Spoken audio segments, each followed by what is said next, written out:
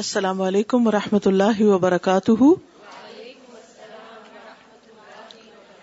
کیا حال ہے سب کا؟ الحمد للہ. نحمده ونصلی علی رسولہ الکریم. اما بعد فاعوذ باللہ من الشیطان الرجیم. بسم اللہ الرحمن الرحیم. رب اشرح لی صدری ویسر لی امری واحلل عقدۃ من لسانی یفقهوا قولی.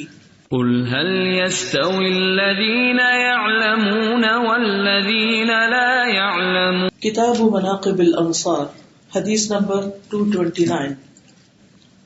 باب ہے باب وفود الانصار الى النبی صلی اللہ علیہ وسلم بمکہ وبیعۃ العقبہ.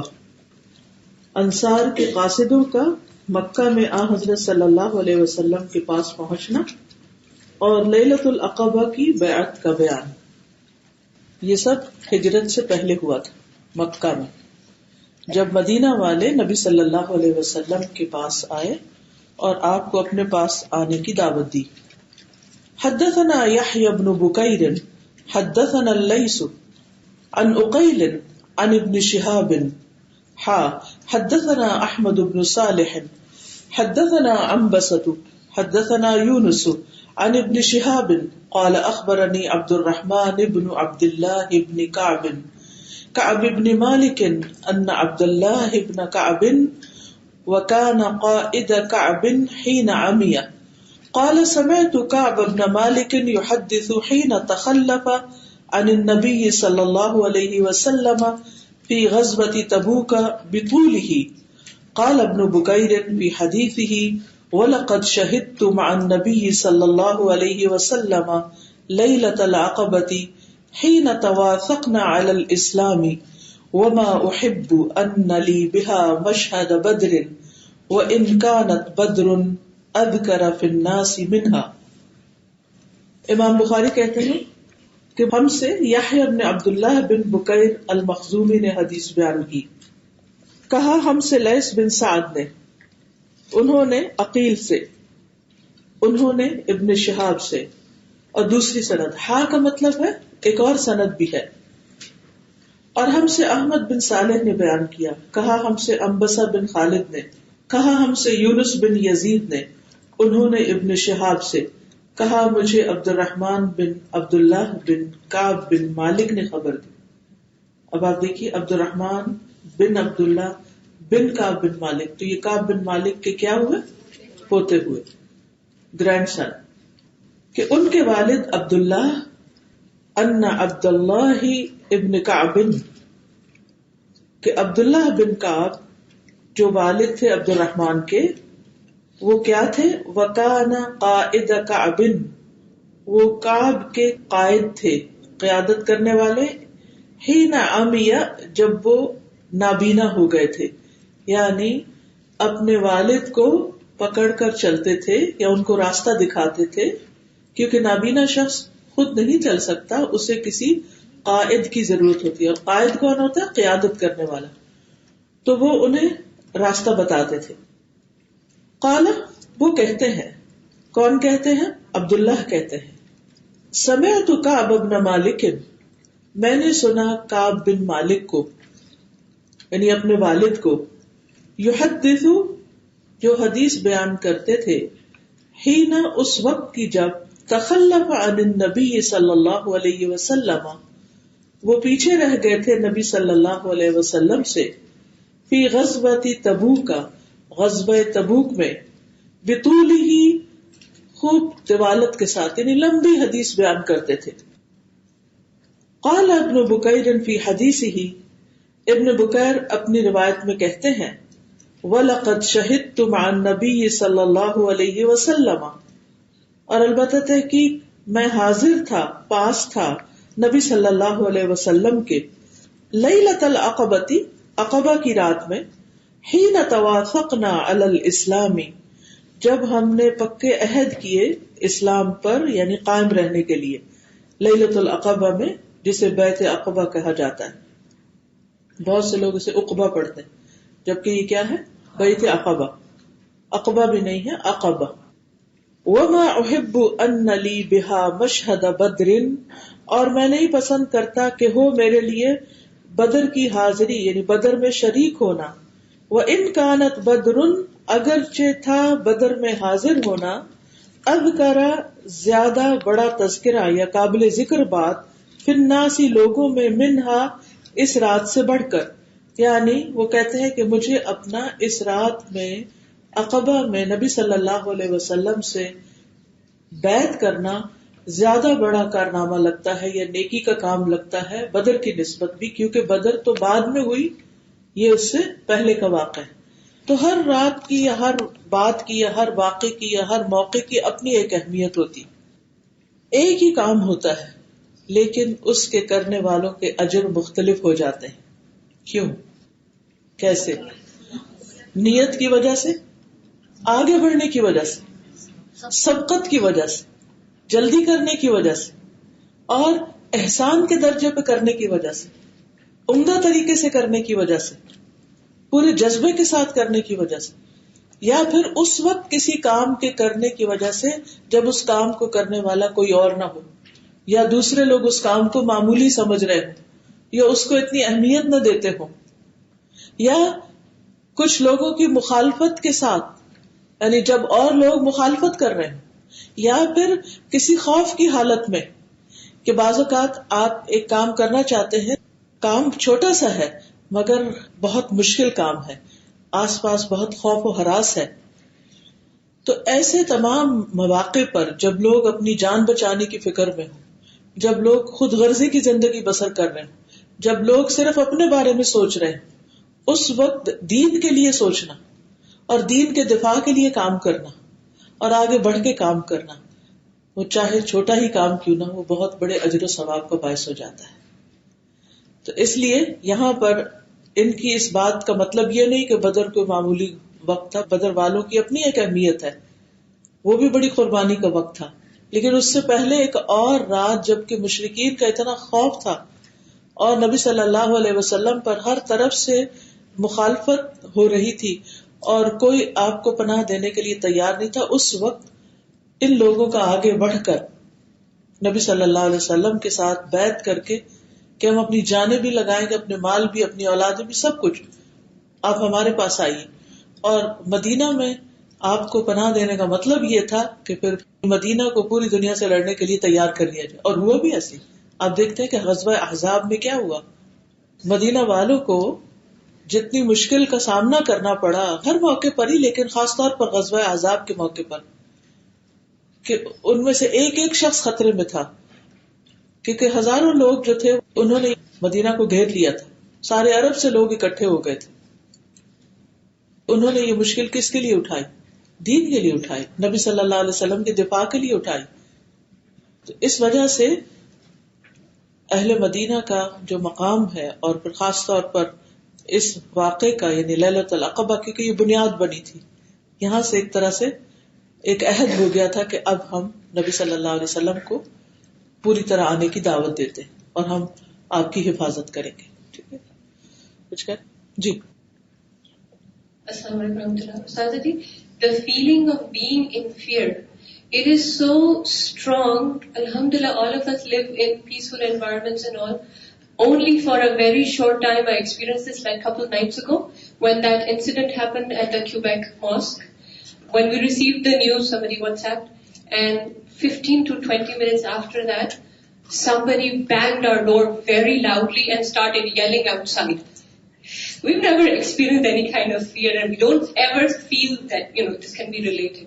But I'm just trying to share that the feeling that I had for the next hour, it was so unusual, and I kept thanking Allah subhanahu wa ta'ala that we live in a peaceful place. Other people in the world, many Muslims live in these kind of situations all the time. And trust me, with everything around us, thinking about security, we can call 911, we can do anything. Still, that pounding of the heart, that was very scary. Yes. And I felt that this living in peace is amazing, and living in a situation where anybody can do anything to you, even when you're secured in your 4 boundary walls, is very, very difficult. So when we study about different situations and peace and fear, we never relate to it the way I related to it that night. اور پھر ایسی حالت میں انسان ایک آئندہ کے بہت بڑے خطرے کو مول لے رہے, یعنی اس وقت جو بیعت رات کے وقت ہو رہی تھی وہ بہت سیکرٹلی ہو رہی تھی، اور اس وقت بھی بہت خطرہ تھا، اور اس خطرے میں رہ کے آئندہ کے خطرات کو مول لیا جا رہا تھا. تو یہ کوئی معمولی واقعہ نہیں تھا. ہم اس اینگل سے کبھی بھی اس بیعت کو نہیں دیکھتے. ہم بیعت کا پڑھتے ہیں، ہم بیعت عقبہ کہہ کے آگے چلے جاتے ہیں. ہاں وہ ہوئی تھی، کچھ لوگ آئے تھے مدینہ سے، انہوں نے بیعت کی تھی نبی صلی اللہ علیہ وسلم سے اور بات ختم. نہیں، ایک ایک انسیڈنٹ جو ہے وہ قربانیوں سے بھرا ہوا ہے. اسی لیے ہم پوری زندگیاں پہ لگا دیں صحابہ کے مقام کو نہیں پہنچ سکتے، کیونکہ انہوں نے ڈفرینٹ سچویشن میں اسلام کی خدمت کی تھی. ایک یہ کہ آج ہمیں ہر طرح کی فیسلٹیز حاصل ہیں، اس کے باوجود ہم نہیں نکلتے اپنے گھروں سے، چھوٹی چھوٹی چیزوں کو آرٹ بنا لیتے ہیں.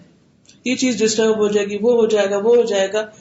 لہذا لوگوں کی آخرت پر اپنی دنیا کے آرام کو ترجیح دیتے ہیں. ہم تو ابھی اس قابل بھی نہیں ہوئے کہ لوگوں کو صرف اتنا ہی جا کے کہہ دیں کہ لا الہ الا اللہ پڑھ لو، نجات پا جاؤ گے.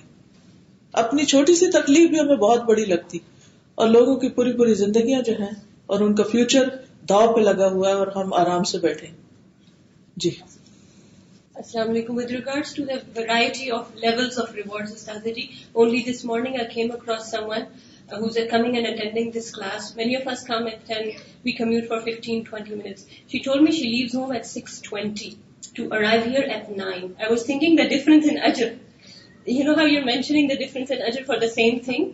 The amount of qurbani that she's doing. I was praying for her and I was thinking many of us would never amount that much reward in probably a month. Day before yesterday کسی student مجھے لکھا کہ جب آپ نے یہ حدیث mention کی کہ قدم قدم کا اجر ہوتا ہے، تو کہتی مجھے ہر روز 2 گھنٹے آنے میں اور 2 گھنٹے گھر جانے میں لگتے ہیں. اور میں اپنے آپ کو پہلے بڑا مظلوم سمجھتی تھی، لیکن جب یہ بات پتہ چلی ساری تھکاوٹ میری دور ہو گئی. تو یہ ایک حقیقت ہے کہ انسان اگر اللہ کے وعدوں پر یقین رکھتا ہے تو پھر یہ قربانیاں بہت معمولی لگتی ہیں. یعنی اس کی جو قیمت ہے اور اس کا جو اجر ہے اور اس کے جو درجات ہیں آخرت کے اعتبار سے، وہ ابھی ہمیں نظر نہیں آ رہے. اگر وہ نظر آ جائے تو ہم سب کچھ کرنے کو تیار ہو جائیں. چھوٹی سی بات جی فرمائیں. اسی واقعے سے جس کو بیوٹی آسیہ نے بیان کیا اپنی فیلنگس، تو مجھے بھی فیلنگس ہوئی لیکن ڈفرینٹ. 1 سیکنڈ کے لیے مجھے یہ ہوا کہ اچھا آپ کا قدم کلاس تک آ گئے. دوسرے پھر بیانات پڑھے تو پرائم منسٹر کا بیان اتنا انکریجنگ تھا. اس نے کہا کہ ہماری کینیڈین فیبرک کا تھریڈ ہے. ونیپیگ کے منسٹر نے کہا ہم پوری طرح تمہارے ساتھ ہیں، وی لو یو. تب مجھے یہ حدیث حلیف کا مطلب سمجھ میں آیا. یہی خوف اور امید، اور پھر جن کے ہاتھ میں اقتدار، ان کا ہمارے ساتھ آنا کہنا بھی بہت اچھا ہے. صحیح. یہی وہ موقع تھا جب نبی صلی اللہ علیہ وسلم نے انصار کے 12 نقیب مقرر کیے تھے، یعنی ان کو ساتھ ہی آرگنائز بھی کر دیا تھا. یعنی اس سے آپ اندازہ لگائیے کہ صرف یہ نہیں تھا کہ جذباتی لوگ اٹھے اور جذبات میں جا کے کوئی بات کر لی اور اس کے بعد آ کے سو گئے. نہیں، انہوں نے فیوچر کی پلاننگ بھی کی کہ اب واپس جا کر کس کس طریقے پر کام کرنا ہے اور کیا کرنا ہے. اگلی حدیث ہے حدثنا علی بن عبد اللہ حدثنا سفیان قال كان عمرو يقول سمعت جابر بن عبد الله رضي الله عنهما يقول شهد بي خالاي العقبة. قال ابو عبد الله قال ابن عيينة احدهما البراء بن معرور. امام بخاری کہتے ہیں کہ ہم سے علی بن عبداللہ المدینی جو ان کے استاد ہیں انہوں نے بیان کیا، ہم سے سفیان ابن عیینہ نے، انہوں نے عمرو بن دینار سے، انہوں نے کہا میں نے جابر بن عبداللہ الانصاری سے کہتے ہوئے سنا، شاہد بی خالایا العقبہ، حاضر ہوئے میرے ساتھ یعنی لے گئے مجھے، خالایا میرے دونوں ماموں، العقبہ بیت عقبہ میں. یعنی جابر بن عبداللہ انصاری تو مشہور صحابی ہیں، ان سے بہت زیادہ احادیث بھی روایت ہے. ان کے والد جنگ احد میں شہید ہوئے تھے، اور پھر اس کے بعد ان کی قبر کا واقعہ بھی آپ سب کو معلوم ہے جو عراق میں کھدائی کے دوران نکلی تھی. قال ابو عبداللہ، امام بخاری کہتے ابو عبداللہ جو ہے یہ امام بخاری کی کنیت ہے. قال ابن عیینہ، سفیان ابن عیینہ نے کہا احدہما البراء ابن معرور، کہ ان دونوں میں سے ایک یعنی ماموں میں سے ایک کون تھے؟ برا بن معرور تھے، اور یہ انصار میں سے سب سے پہلے مسلمان ہوئے تھے اور سب سے پہلے نبی صلی اللہ علیہ وسلم سے انہوں نے بیعت کی تھی. حدثني ابراہیم بن موسیٰ اخبرنا ہشام ان ابن جریج اخبرهم قال عطاء قال جابر انا وابي وخالاي من اصحاب العقبہ. امام بخاری کہتے ہیں مجھ سے ابراہیم بن موسیٰ نے بیان کیا, ہمیں ہشام بن یوسف نے خبر دی, ان سے ابن جریج نے بیان کیا کہ عطاء بن ابی رباح نے کہا. کیا کہا؟ قال جابر, جابر کہتے ہیں انا و ابی, میں اور میرے والد, و خالایا, اور میرے دونوں ماموں, من اصحاب العقبہ, عقبہ والوں میں سے تھے. یعنی کون کون اس بیعت میں شریک تھا ان کا کچھ ذکر کیا جا رہا ہے. حدثنا اسحاق بن منصور اخبرنا یعقوب بن ابراہیم حدثنا ابن اخی ابن شہاب عن امہ قال اخبرنی ابو ادریس عائد اللہ بن عبد اللہ ان عبادۃ بن الصامت من الذین شہدوا بدرا مع رسول اللہ صلی اللہ علیہ وسلم. حدیث لمبی ہے اس لیے ساتھ ہی ترجمہ کروں گی کہ عبادہ بن صامت ان لوگوں میں سے تھے شہیدو بدرن, جو بدر میں حاضر ہوئے, مع رسول اللہ صلی اللہ علیہ وسلم, رسول اللہ صلی اللہ علیہ وسلم کے ساتھ, اور یہ انصار کے نقیب بھی تھے. ومن اصحابہ, اور آپ کے ساتھیوں میں سے تھے لیلۃ العقبہ, لیلۃ العقبہ میں. اخبرہ, انہوں نے خبر دی اس کو, ان رسول اللہ صلی اللہ علیہ وسلم قال, کہ رسول اللہ صلی اللہ علیہ وسلم نے فرمایا, وحولہ, اور آپ کے آس پاس, عصابۃ من اصحابہ, صحابہ کا ایک گروہ تھا. یعنی اس رات ہوا کیا تھا کہ آپ کے آس پاس جو لوگ بیٹھے ہوئے تھے, آپ نے ان سے جب بیعت لی تو فرمایا, تعالوا, آؤ, بایعونی, مجھ سے بیعت کرو. کس بات پر؟ الا اللہ تشرکوا باللہ شیئا, کہ تم اللہ کے ساتھ کسی کو شریک نہیں ٹھہراؤ گے. ولا تسرقوا, اور چوری نہیں کرو گے. ولا تزنوا, اور زنا نہیں کرو گے. ولا تقتلوا اولادکم, اور اپنی اولادوں کو قتل نہیں کرو گے. ولا تأتون ببہتان تفترونہ بین ایدیکم وارجلکم, اور نہیں تم آؤ گے کسی ایسے بہتان کے ساتھ جسے تم گھڑو گے اپنے ہاتھوں اور پاؤں کے درمیان. یعنی تم کوئی بھی ایسا کام نہیں کرو گے, کوئی بھی ایسی بات نہیں کرو گے غلط قسم کی کہ جس سے فتنہ فساد ہو. ولا تعصونی فی معروف, اور نہ تم میری نافرمانی کرو گے کسی معروف کام میں, نیکی کی بات میں. فمن وفا منکم, تو جس نے تم میں سے یہ وعدہ پورا کیا, فاجرہ علی اللہ, تو اس کا اجر, اس کا جو ریوارڈ ہے اللہ کے ذمہ ہے. ومن اصاب من ذلک شیئا, اور جو پہنچا اس میں سے کسی چیز کو, یعنی اس نے اس کے خلاف کیا, ان کاموں میں سے کسی کام کا ارتکاب کیا, کیونکہ یہ کبیرہ گناہوں میں سے جو بھی اوپر آئے ہیں. فعوقب بہ فی الدنیا, پھر وہ اس کی وجہ سے سزا دیا گیا دنیا میں, یعنی اس پہ حد جاری ہو گئی, یا ویسے کوئی بیماری وغیرہ اس پہ آ گئی, یا اس کے مال جان کا نقصان ہو گیا. فہو لہو کفارہ, تو وہ اس کے لیے کفارہ ہو جائے گا. یعنی انسان جب دنیا میں کوئی کبیرہ گناہ کا ارتکاب کرتا ہے تو بعض اوقات اللہ سبحانہ وتعالیٰ اسے دنیا میں ہی کسی تکلیف میں مبتلا کر کے اس کا کفارہ کر دیتے ہیں, یا پھر اس پہ حد جاری ہو جاتی ہے, جیسے چوری کی حد ہے, زنا کی حد ہے, قتل پہ قصاص ہے, تو پھر کیا ہے, وہ اس کے لیے کفارہ ہو جاتا ہے. ومن اصاب من ذلک شیئا, اور جس نے ان کاموں میں سے کسی کا ارتکاب کیا, چوری زنا وغیرہ, فسترہ اللہ, پھر اللہ نے اس کو ڈھانک دیا, یعنی کسی کو نہیں پتا چلا کہ اس نے کوئی حرام کام کیا. فامرہ الی اللہ, تو اس کا فیصلہ اللہ کے پاس ہے, اس کا معاملہ اللہ کے سپرد ہے. ان شاء اللہ عاقبہ, اگر اللہ اسے چاہے تو سزا دے. وان شاء عفا عنہ, چاہے تو اس کو معاف کر دے. قال, تو وہ کہتے ہیں, راوی کہتے ہیں عبادہ, فبایعتہ علی ذلک, تو میں نے نبی صلی اللہ علیہ وسلم سے ان باتوں پر بیعت کر لی, یعنی عہد کر لیا کہ ہم ان میں سے کسی گناہ کا ارتکاب نہیں کریں گے. اب یہ جو دوسری بات ہے کہ جس کا پردہ اللہ نے ڈھانک دیا اور اس کو دنیا میں ظاہر نہیں کیا, میری حد جاری نہیں ہوئی اس پر, اگر اللہ چاہے تو اس کو معاف کر دے. اور اللہ تعالیٰ تو بغیر کسی وجہ کے بھی کسی کو معاف کر سکتے، ہر فیصلہ اس کے اپنے ہاتھ میں. لیکن بعض اوقات ایسا بھی ہوتا ہے کہ ایک شخص سے کچھ غلط کام ہوتے ہیں، لیکن اس کے ساتھ ساتھ دوسری طرف وہ دل ہی دل میں بہت سچی توبہ کرتا ہے اور زندگی بھر پھر اس گناہ کے کفارے کے طور پر اگرچہ حد نہ جاری ہوئی ہو وہ نیکی کے کام کرتا رہتا ہے، صدقہ خیرات کرتا ہے، نمازیں پڑھتا ہے، روتا ہے دھوتا ہے. مثلا ایک شخص ہے جاہلیت میں اس سے کوئی گناہ ہو گیا، جاہلیت سے مراد یعنی لا علمی میں اور دین کو نہ سمجھنے کی وجہ سے یا ماحول کے اثر کی وجہ سے کہیں اس نے برے دوستوں کے ساتھ مل کے کہیں چوری کر لی، کسی کو نہیں پتا چلا، کسی کے بیگ سے کچھ نکال لیا، یا پھر کوئی زنا سرزد ہو گیا یا کچھ. اب پتا کسی کو بھی نہیں چلا، انسانوں میں سے کسی کو نہیں پتا چلا، نہ اس کو کوئی بظاہر سزا ملی، لیکن اس کے اپنے اندر ایک ریگریٹ، اس کے اپنے اندر ایک شرمندگی اور اس گناہ کی تکلیف شروع ہو گئی.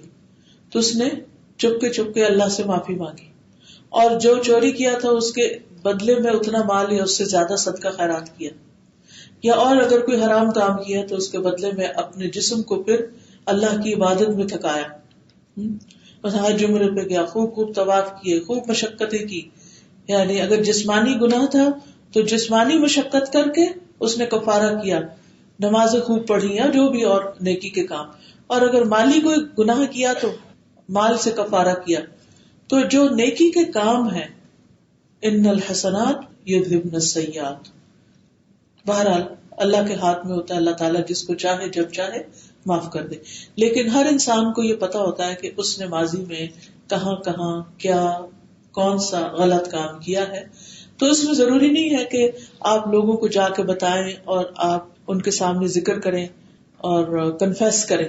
ہمارے دین میں ایسی کوئی کنفیشن نہیں ہے، کیونکہ ہوتا یہ کہ انسان کے اندر جب گلٹ ہوتی ہے نا تو پھر انسان روتا ہے، انسان پھر نیکی کے کاموں کے لیے دوڑتا ہے، ایک موٹیویشنل فیکٹر بن جاتی ہے وہ گلٹ نیک کام کرنے کی. لیکن جب انسان جا کے کسی کو اپنی کہانی سنا دیتا ہے 2-4 لوگوں کو تو جو دل کا بوجھ ہے وہ کیا ہوتا ہے، ہلکا ہو جاتا ہے. جب دل کا بوجھ ہلکا ہو جاتا ہے تو انسان پھر غفلت میں پڑ جاتا ہے اور پھر انسان پھر کوئی اور غلط کام شروع کر دیتا ہے. تو اس لیے اس بات کو سخت ناپسندیدہ قرار دیا گیا کہ اگر کسی شخص سے کوئی گناہ ہو جائے تو وہ لوگوں میں اس کا ذکر کرے، گناہوں کا اشتہار دے. میں نے تو چوری بھی کی، میں تو فلاں بھی کیا، فلاں بھی ہنس کے بتایا، کیونکہ اس کو پتا یہاں تو کوئی مجھے پکڑنے والا نہیں. کوئی بھی ماضی میں گناہ ہوا، بعض لڑکیاں یہ سوال کرتی ہیں کہ ہم سے کچھ غلطیاں ہو گئی تو کیا ضروری ہے کہ ہم اب اپنے شوہر کو یا سب کو بتائیں؟ نہیں، جس چیز پہ اللہ نے پردہ ڈال دیا اس کو ظاہر کر کے اور اس کے بارے میں اشتہار دے کے اپنے آپ کو ذلیل نہ کریں. اور کوئی بھی انسان ہو، چاہے بہن بھائی کیوں نہ ہو، ان کی نظر میں بھی اپنے آپ کو مت گرائیں، کیونکہ جس گناہ کو اللہ نے ڈھانک دیا اس کو آپ کھولے نہیں، اب اسے ڈھکا رہنے دیں.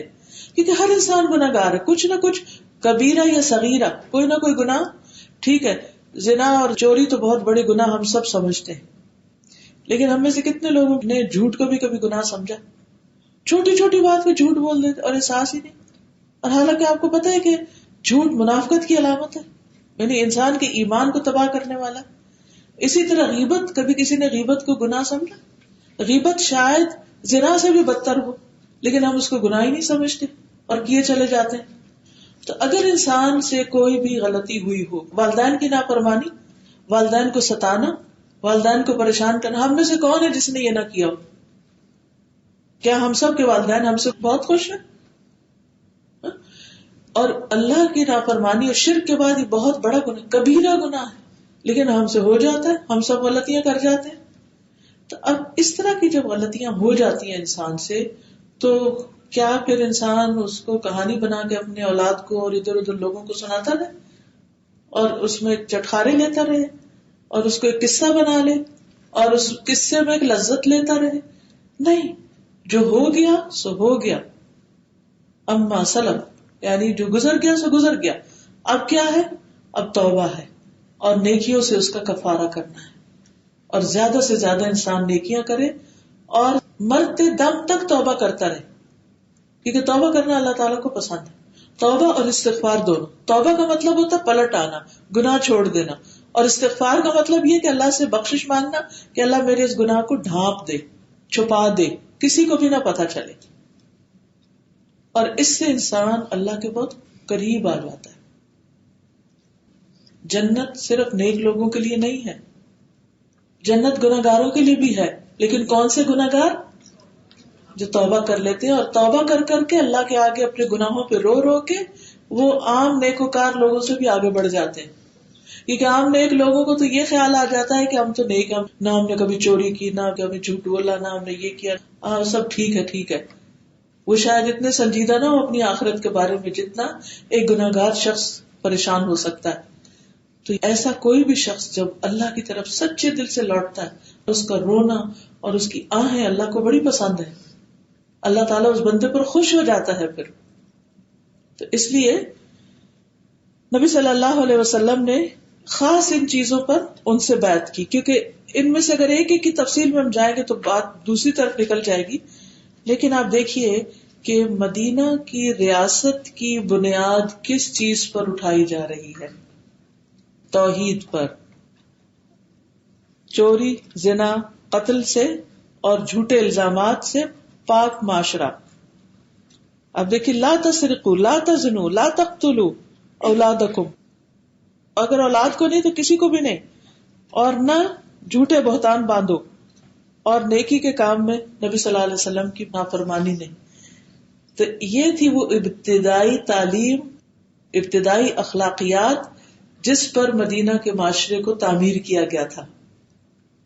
اور یہاں سے پھر وہ انصار اپنی نیکیوں اور اپنے خاص ایک طریقے کے ساتھ اٹھے تھے. جب ان مصیبتوں سے نکلے تو پھر انہوں نے فوکس کیا دین کی خدمت پر. نیکسٹ حدیث, حدثنا قتیبة حدثنا اللیث عن یزید بن ابی حبیب عن ابی الخیر عن السنابحی عن عبادة بن الصامت رضی اللہ عنہ انہ قال انی من النقباء الذین بایعوا رسول اللہ صلی اللہ علیہ وسلم وقال بایعناہ علی الا نشرک باللہ شیئا ولا نسرق ولا نزنی ولا نقتل النفس التي حرم الله الا بالحق ولا ننتهب ولا نعصي بالجنة ان فعلنا ذلك فان غشينا من ذلك شيئا كان قضاء ذلك الى الله. امام بخاری کہتے ہیں ہم سے قتیبہ بن سعید میں بیان کیا, کہا ہم سے لیث بن سعد نے, انہوں نے یزید بن ابی حبیب سے, انہوں نے ابو الخیر مرثد بن عبداللہ سے, انہوں نے عبد الرحمن سنابحی سے, انہوں نے عبادہ بن صامت سے. یہ پچھلی حدیث کے راوی ہی ہیں, عبادہ بن صامت جو نقیب تھے انصار کے. قال, وہ کہتے تھے, انی من النقباء, کہ میں ان نقیبوں میں سے تھا, الذین بایعوا رسول اللہ صلی اللہ علیہ وسلم, جنہوں نے رسول اللہ صلی اللہ علیہ وسلم سے بیعت کی تھی. وقال, اور وہ کہتے ہیں عبادہ, بایعناہ, ہم نے بیعت کی تھی آپ سے, الا اللہ نشرک باللہ شیئا, اس بات پر کہ ہم اللہ کے ساتھ کسی کو شریک نہیں ٹھہرائیں گے, ولا نسرق, اور نہ ہم چوری کریں گے, ولا نزنی, اور نہ ہم زنا کریں گے, ولا نقتل النفس, اور نہ ہم قتل کریں گے کسی جان کو, التی حرم اللہ, جس کو اللہ نے حرام قرار دیا, الا بالحق, سوائے حق کے, ولا ننتہب, اور نہ ہم لوٹ مار کریں گے, ولا نعصی بالجنہ, اور نہ ہم گناہ کریں گے جنت کے بدلے, یعنی جنت کو چھوڑ کے ہم دنیا میں گناہ کریں. اس کو ایک اور روایت میں یوں پڑھا گیا, ولا نقضی بالجنہ, ہم نہیں چھوڑیں گے یعنی نہیں ہم چکائیں گے, بالجنت یعنی جنت کے بدلے ہم کوئی اور چیز نہیں لیں گے, یعنی جنت ہی لینا چاہیں گے. ان فعلنا ذالک, اگر ہم یہ شرائط پوری کریں. فان غشینا من ذالک شیئا, اور اگر ہم ان میں سے کسی چیز میں خلاف ورزی کریں, دھوکہ دیں, غش ہوتا ہے دھوکہ دہی, کان قضاء ذالک الی اللہ, تو اس کا فیصلہ اللہ کے ذمہ ہے, پھر اللہ تعالی کے حوالے ہے, اللہ کو اختیار ہے جو چاہے کرے. ٹھیک ہے, یعنی جس کو چاہے سزا دے, جس کو چاہے معاف کر دے. انصار کے بارے میں چند باتیں اور کرنا چاہوں گی کہ یہ جو بیعت عقبہ ہوئی تھی اس کی کچھ اور تفصیلات بھی مسند احمد میں ملتی ہیں. جابر بن عبداللہ کہتے ہیں بس ہم نے بیعت کے موقع پر عرض کیا یا رسول اللہ ہم کس شرط پر آپ سے بیعت کریں؟ آپ نے فرمایا تم مجھ سے چستی اور سستی ہر حال میں بات سننے اور ماننے اور تنگی اور آسانی میں خرچ کرنے اور امر بالمعروف اور نہی عن المنکر کرنے اور اللہ کے معاملے میں کسی ملامت کرنے والے کی ملامت کی پرواہ نہ کرنے اور میری مدد کرنے پر مجھ سے بیعت کرو. تو عبادہ بن صامت نے اہم نکات کو یہاں صرف بیان کیا ہے، جبکہ دوسری روایت میں مزید تفصیلات بھی ملتی ہیں جس میں خاص طور پر سمع و اطاعت کی بات ہے کہ تم نبی صلی اللہ علیہ وسلم کی بات سنو گے اور مانو گے چستی اور سستی دونوں حالتوں میں. اور یہ کیا صرف انصاری کے لیے حکم تھا کہ چستی اور سستی دونوں حالتوں میں بات ماننی ہے، یا ہمارے لیے بھی کچھ اس میں سبق ہے؟ ہمارے لیے بھی ہے. تھکے ہوئے ہوئے یا ہم فریش ہیں، نماز تو پڑھنی ہے. دیر سے سوئے رات کو یا جلدی سوئے ہیں، صبح تو اٹھنا ہی ہے. اسی طرح نہ صرف فرض معاملے میں، یہاں تو نبی صلی اللہ علیہ وسلم کی اطاعت کی بات ہو رہی ہے، یعنی سنت کے معاملے میں بھی ایکٹیولی آگے بڑھنا ہے، یعنی بات ماننی ہے. پھر تنگی اور آسانی میں خرچ کرنا. کبھی انسان کے پاس زیادہ ہوتا ہے، کبھی کم ہوتا ہے، تو پھر جب کم ہوتا ہے تو انسان تھوڑا اپنا ہاتھ کھینچ لیتا ہے، لیکن دوسرے کو ہم سے زیادہ ضرورت ہو سکتی ہے، تو ایسی صورت میں انسان صرف یہ نہ دیکھے کہ جب زیادہ ہے تو دوں گا، کیونکہ اصل بات زیادہ تھوڑے کی نہیں ہوتی. اصل بات ہوتی ہے کہ ہمارا مزاج کیا ہے، دینے والا ہے یا نہیں ہے. جن کو دینے کی عادت ہوتی ہے، دینے کا شوق ہوتا ہے، انہیں دینے سے جو خوشی حاصل ہوتی ہے اور دے کر جو لذت ملتی ہے وہ لے کر نہیں ملتی، اور پھر وہ ہر حال میں دینا ہی چاہتے ہیں. اس میں آپ دیکھیے کہ مثلاً ایک شخص ہے جس کے پاس $1,00,000 ہے، وہ اگر 1,000 خرچ کرتا ہے تو یہ زیادہ ہے یا ایک شخص جس کے پاس 100 ہے اور اس میں سے وہ 10 دے دیتا ہے؟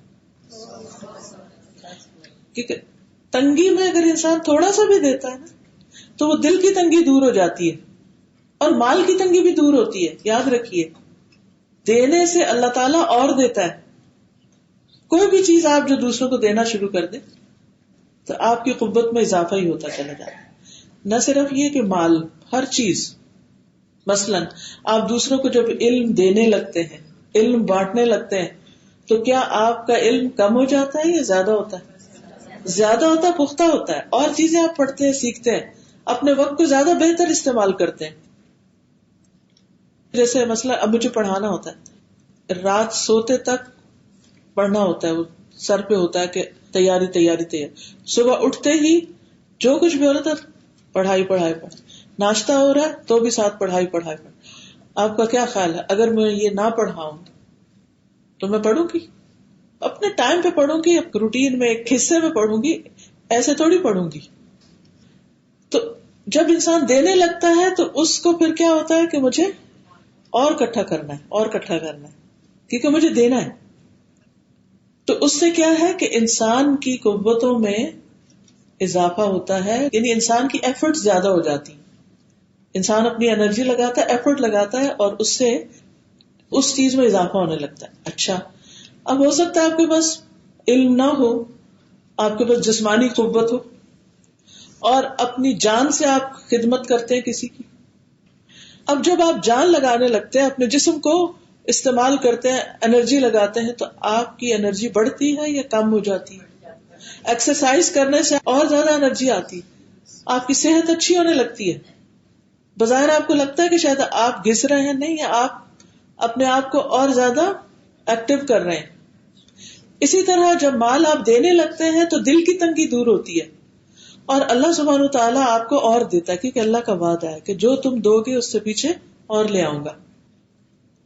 جو ہمارے حصے کا نا ہمیں مل کے رہنا ہے. پھر انسان اس وجہ سے کہ مجھے خرچ کرنا، وہ کام بھی کرتا ہے. جیسے مجھے کسی نے بتایا کہ خاتون ہے، وہ کام کرتی ہیں اور جو ان کی آمدنی ہوتی ہے اس میں سے وہ سیرین ریفیوجیز وغیرہ کے لیے صدقہ کر دیتی ہیں. اب وہ کام کیوں کرتی ہیں؟ اس لیے کام کرتی ہیں نا کہ ان کے پاس کچھ آئے تو وہ خرچ کر سکے. تو اگر انہیں خرچ نہیں کرنا تو کہیں گے جو ہے میرے پاس کافی ہے، مجھے کیا ضرورت ہے کام کرنے. وہ آرام کریں گے، اور ظاہر ہے کہ آرام کرنے سے مال تو نہیں بڑھے گا. تو ایک طرف اجر بڑھتا ہے، دوسری طرف وہ مال بھی بڑھتا ہے، تیسری طرف خوشی بڑھتی. پھر یہ کہ دل کی تنگی دور ہوتی. پھر آپ دیکھیے کہ جب آپ کوئی بھی چیز کر رہے ہوتے ہیں تو اس سے آپ کا ذہن کام کرتا ہے، آپ کو نئے نئے آئیڈیاز آنے لگتے ہیں، آپ کا لوگوں کے ساتھ انٹریکشن ہوتا ہے. چاہے آپ علم دیں، آپ علم کے ذریعے سوشلائز کر رہے ہیں لوگوں سے. مال دیں تو جب دیں گے، خرچ کریں گے، اس کا حال پوچھیں گے، اس کو دیں گے، اس کو دیں گے، تو ان سے آپ کا تعلق بڑھے گا. جسمانی خدمت کسی کی کریں گے، اس سے بھی آپ کا تعلق بڑھے گا. یہ ساری چیزیں آپ کے ڈپریشن کو ختم کرتی ہیں. یہ ساری چیزیں آپ کی خوشیوں میں بے پناہ اضافہ کرتی ہیں. صحابہ کے دور میں پورا قرآن اور حدیث پڑھ جائیے، کہیں ڈپریشن نام کی کوئی چیز نہیں ملے گی. مسلمانوں میں یہ بیماری کہیں نہیں ہوتی تھی. آج آپ دیکھیں، جس کو کھول کے دیکھیں وہیں کوئی نہ کوئی مسئلہ ہے. کیوں ہے یہ مسائل؟ کیونکہ ہم کہیں نہ کہیں اپنے فرائض میں، اور اگر فرائض میں نہیں تو اپنے نوافل میں ضرور کمی کر رہے ہیں. ہم دینے والوں میں سے نہیں، تو دینے والے بن جائیے.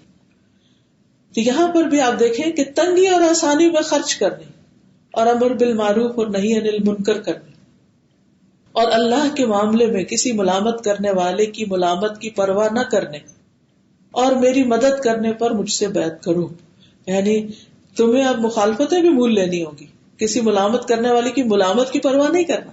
کیونکہ دین کا کام صرف وہ شخص کر سکتا ہے اور اس میں ایکسل کر سکتا ہے اور آگے بڑھ سکتا ہے جو کسی ملامت کرنے والی کی ملامت کی پرواہ نہ کرے، اس کو دل میں لے کے نہ بیٹھ جائے. کیونکہ اگر چھوٹی چھوٹی باتوں میں ہم ٹچی ہو جائیں، سینسیٹیو ہو جائیں، اس نے یہ کیوں کہہ دیا، اس نے وہ کیوں کہہ دیا، تو ہم آگے نہیں بڑھ سکتے. اس کے لیے حوصلے بڑے کرنے ہوتے. یعنی جب آپ بڑا کام کرنا چاہتے ہیں تو آپ کا حوصلہ بھی بہت بڑا ہونا چاہیے. چھوٹی چھوٹی باتوں کو مائنڈ کر جانا، ناراض ہو جانا، بول چال چھوڑ دینا، یہ انتہائی بد اخلاقی کی چیز ہے. اور ایسے بد اخلاق لوگ پھر بہت دین میں آگے ترقی نہیں کر سکتے، وہ پیچھے ہٹنے لگتے ہیں، نیکی کے مواقع ان کے ہاتھ سے جانے لگتے ہیں.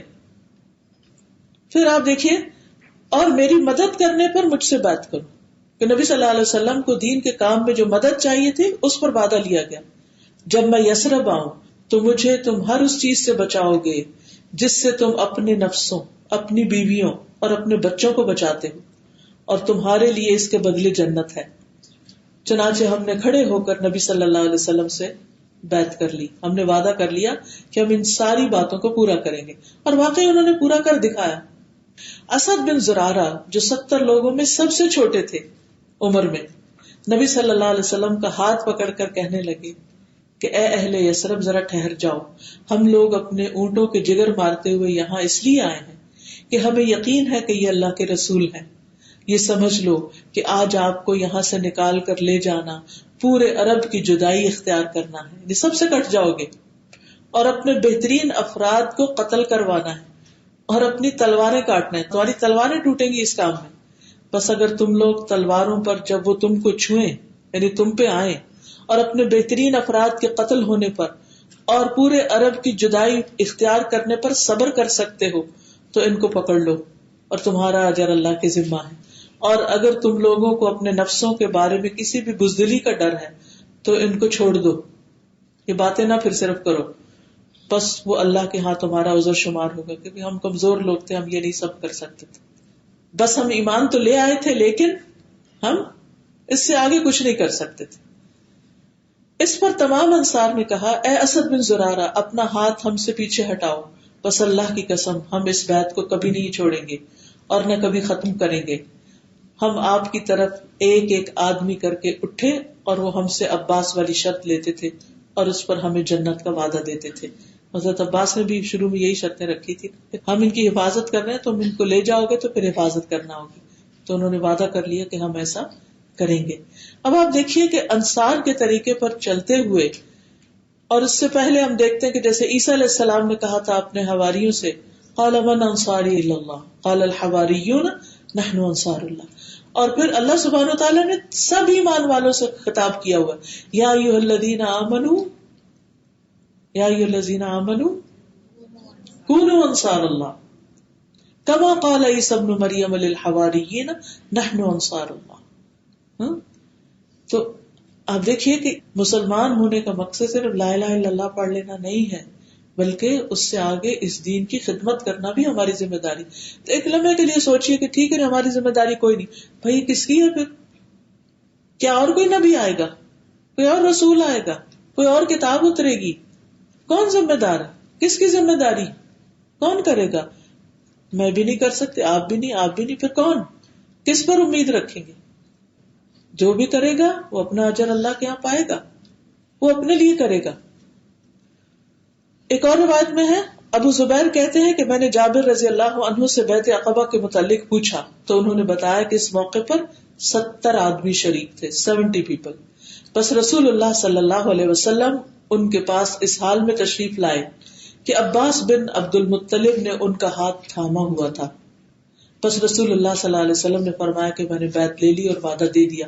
اب آپ دیکھیے کہ عباس کے ساتھ آپ آ رہے ہیں، ابتدائی بات 70 لوگ آنے والے، ابتدائی بات عباس کے ساتھ ہے، اور پھر بیعت لے لی. بیچ کی باتیں کدھر گئی؟ اس روایت میں نہیں ہے. اس لیے بعض اوقات صرف ایک حدیث کو پڑھ کر سارا اس پہ فیصلہ کر دینا ٹھیک نہیں ہوتا، جب تک کہ آس پاس کی باقی باتیں بھی نہ دیکھی جائیں. پھر اسی طرح یہ ہے کہ بیعت عقبہ میں خواتین بھی تھیں، ٹھیک ہے. اس کے بارے میں روایت آتی ہے عبادہ بن صامت ان نقباء میں سے تھے جنہوں نے کہا کہ ہم نے رسول اللہ صلی اللہ علیہ وسلم سے جنگ کی بیعت کی، اور عبادہ ان 12 نقیبوں میں سے تھے جنہوں نے عقبہ اولیٰ میں آپ کی بیعت کی. عورتوں کی بیعت کے طریقے پر کہ اپنی تنگی اور اپنی آسانی اور اپنی خوشی اور اپنی ناخوشی میں ہر حال میں بات سننے اور ماننے کی شرط پر بیعت کی، نیز یہ کہ کسی معاملے میں اس کے حقدار سے جھگڑا نہیں کریں گے، اور جہاں بھی ہم ہوں گے ہم حق بات کہیں گے، اور اللہ کے معاملے میں کسی ملامت کرنے والے کی ملامت سے نہیں ڈریں گے. بہرحال اس کے بعد پھر نبی صلی اللہ علیہ وسلم نے ہجرت کے بارے میں سوچا تھا، لیکن ہجرت سے پہلے تھوڑی سی بات اور وہ ہے حضرت عائشہ کی شادی کے بارے میں.